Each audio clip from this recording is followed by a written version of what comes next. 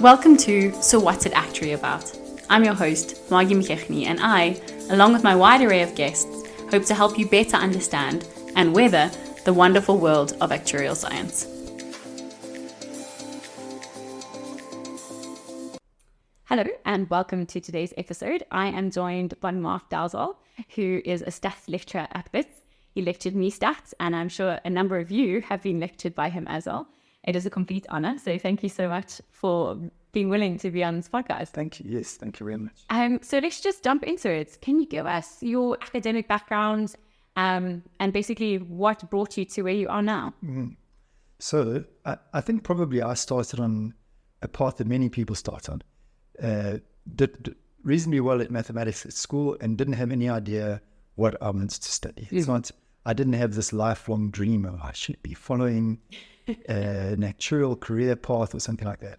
And essentially, I was told at school, oh, you're good at maths, so you should probably go and do actuarial science. Yeah. And that was my starting point. I arrived here and Stephen gave me the once over and I started in actuarial science. I did my undergraduate degree, the same regular degree everyone does, actuarial science major, math stats major.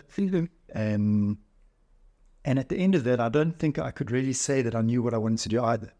I've sometimes felt that almost through second year, I wasn't really sure if I wanted to stay on the actual science route. I was enjoying the maths and math stats. And for no particularly good reason, really, I did my honours degree mostly in statistics. Okay. And I was very fortunate at the time that I did my honours degree. It wasn't as what would you say, as rigid as it is now. Okay. So if you do an honours degree, say in actuarial science now, you pretty much, there's a set of topics that you have to. 100%. And you can choose like electives, but small there's a amounts set, of yeah. it. Yes, there's a huge amount of it is very prescribed. So I was very lucky when I did my honours degree. I could choose topics from statistics, actuarial science, pure maths, applied maths.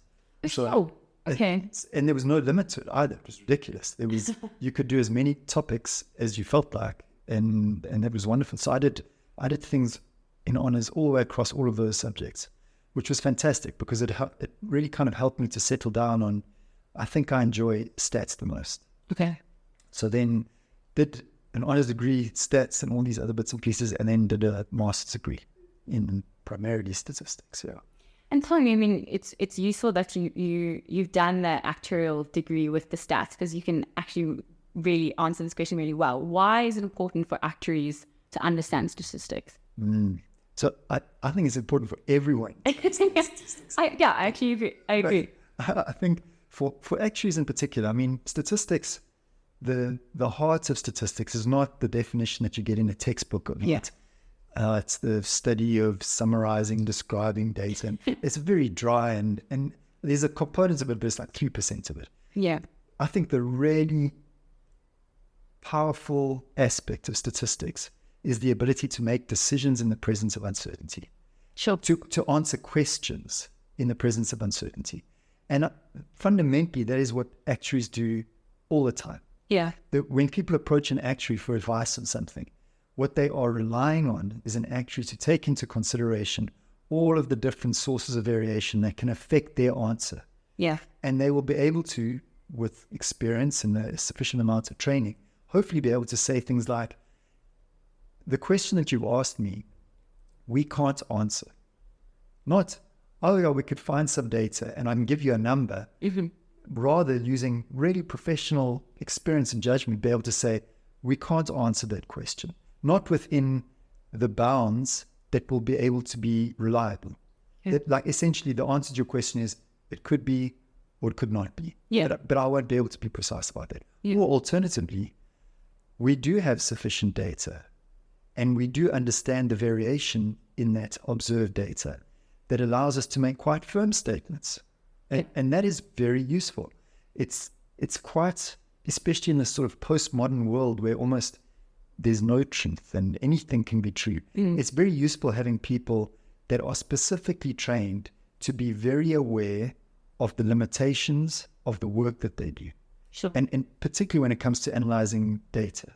Yeah. So I think for actuaries, and as I said, for everyone, but for actuaries in particular, I think the the fundamental skill that they have, rather than looking at kind of, if you imagine in your mind like a curve f of x, it's like a fixed curve. Yes. They're not really focusing on the curve. They're focusing on the possible variation around that curve. Yeah. There's lots of curves that could look very similar to that curve. Yeah. And that's what they're aware of. I think that particular skill, that sensitivity to variation and uncertainty, I think is a very valuable kind of mindset, even.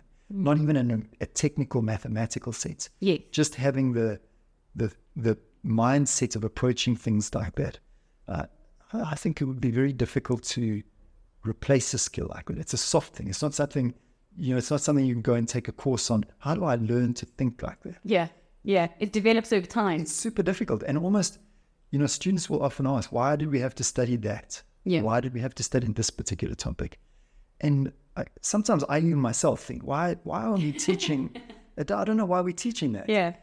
And it can be very difficult to see always the kind of landscape that you're building. And it's hard for us to know, I've now seen that topic that gives me insights into something maybe that I feel is a little bit esoteric.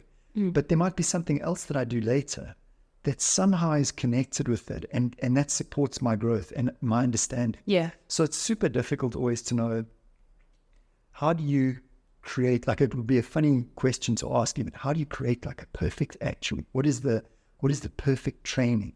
What is the perfect curriculum? Yeah. What should you be taught? What should you not be taught?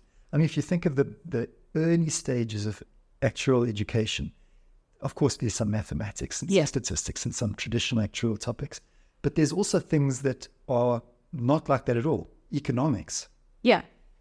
Accounting. Yeah. Yeah, and actually, I think, and certainly this has been the approach at Wits ever since I've been here. And actually, is not a highly specialized individual. Usually, they specialize at some point, but they do have a broad background. 100%. And I think that's super important. Like, you may even know from your own path that you can't always tell at what point you're going to need to use something that you've learned in the past. 100%. It's sometimes incidental. And you don't even have to be an expert at it. It can sometimes just be, oh, I've seen something like this before. And I can then go and either read up more on it, or I've got sufficient background that I can talk to someone else who is an expert in that, and I'll be able to go along with it. Yeah. Yeah, so I think it's an interesting question. Your original question was, why is statistics important for actuaries? Yeah. And I think no one ever thinks about that. I would love to meet someone. I think I've met one person my whole life who said they came to university to study statistics. And virtually everyone else was exposed to statistics purely because they had to study it. Yes. Kind of like you told, you must do some maths. Yes. And you must do some stats. Yeah. Everyone views that as the sort of supporting subjects. My main subject is actuarial science. And really actuarial science and being an actuary is a large part of it, is doing fundamentally statistical practice. Yeah. Yeah. I think that being said, you said that you had done your degree in stats and actuarial science, and then you went more the stats route. What is it that drew you to stats over actuarial science? It's like, how long is a piece of string?